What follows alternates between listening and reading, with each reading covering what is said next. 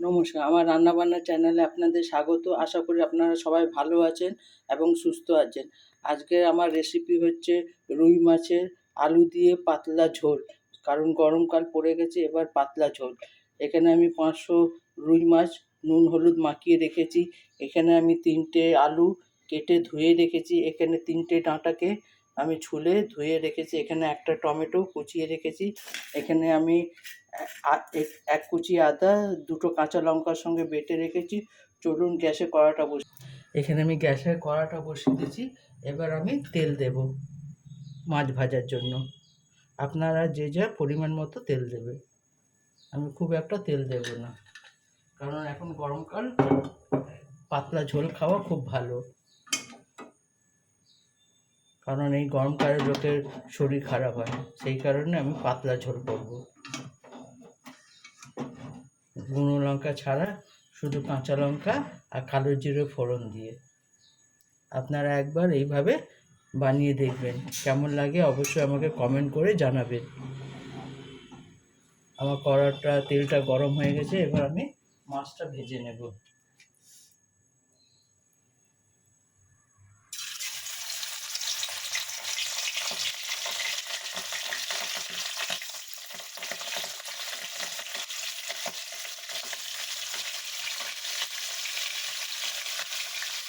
মাছটা ভাজা হয়ে যাক, তারপর আপনাদের সঙ্গে দেখা করছি। এক পিঠটা হয়ে গেছে, আমি উল্টে দেবো।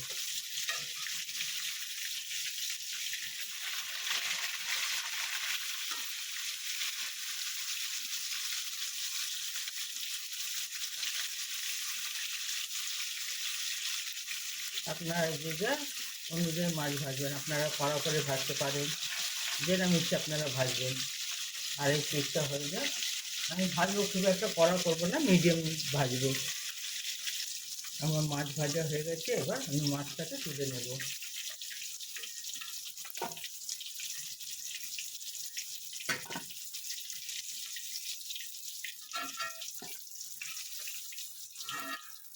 এরপর আমি বাকি মাছটা ভাজার জন্য আমি দিয়ে দেব।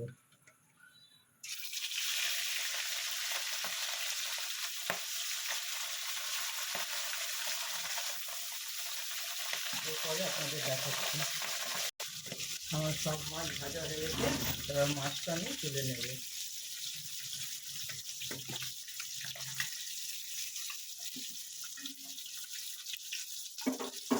মাছটা আমি তুলে নেব।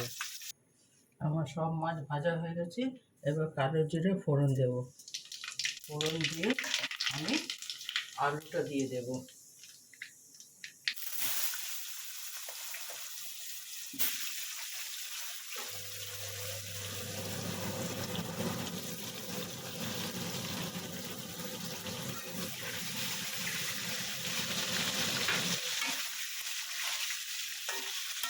আলুটা দিয়ে আলুটাকে একটু ভাজা ভাজা করে নেব।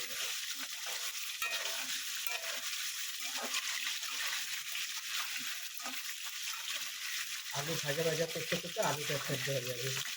এখন নতুন আলু তো সেদ্ধ হতে একটু সময় লাগে।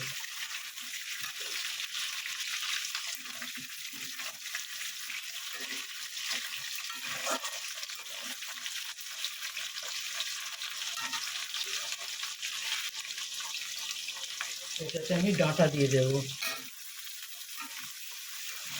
ডাঁটাটা দিয়েও ভাজবো। এবার পরিমাণ মতো আমি নুন দেবো। আপনারা দিলে স্বাদ অনুযায়ী নুন দেবে। এই সময় নুন দিলে ডাঁটাতে নুনটা ঢুকবে।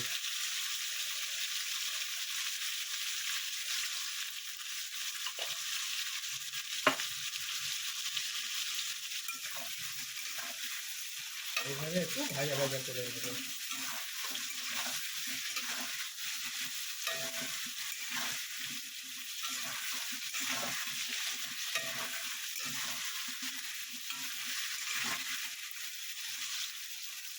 এরপর আমি যে আদা আর কাঁচা লঙ্কা বেটে রেখেছিলাম সেটা দেব,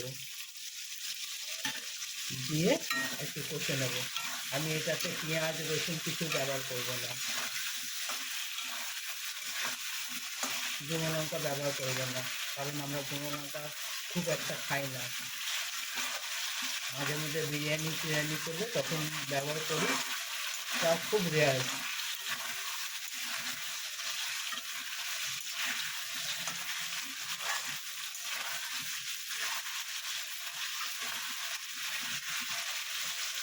এরপর আমি অল্প জল দেবো, আর নাহলে আদাটা কিনে যাবো। অল্প জল দেবো,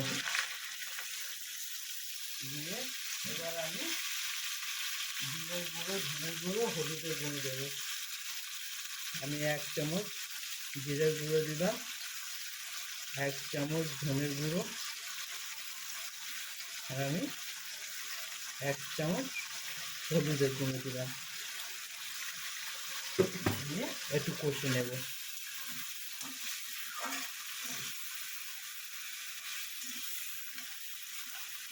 এর মধ্যে আমি টমেটো কুচিও দিয়ে দেবো, দিয়ে এটাকে কষে নেব।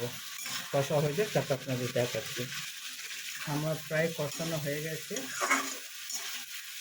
টমেটো সেদ্ধ হয়ে গেছে, আমার কষানো হয়ে গেছে। এবার আমি পরিমাণ মতো জল দিয়ে দেবো। আপনারা যে যার যতটা ঝোল রাখবেন সেই পরিমাণ মতো জল দিয়ে দেবেন। এবার আমি এটা ঢাকা দিয়ে দেবো যতক্ষণ না আলু সেদ্ধ হচ্ছে। আমি গরম জলটা দিয়ে দিলাম। এবার আমি 10 মিনিটের জন্য ঢাকা দিয়ে দেবো। এবার ঢাকাটা সরাবো।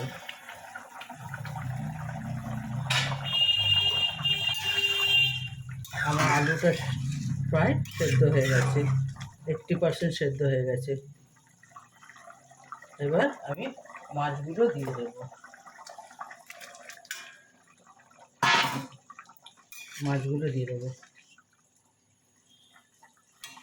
আপনারা যতটা ঝোল রাখবেন সেই পরিমাণে জল দেবেন।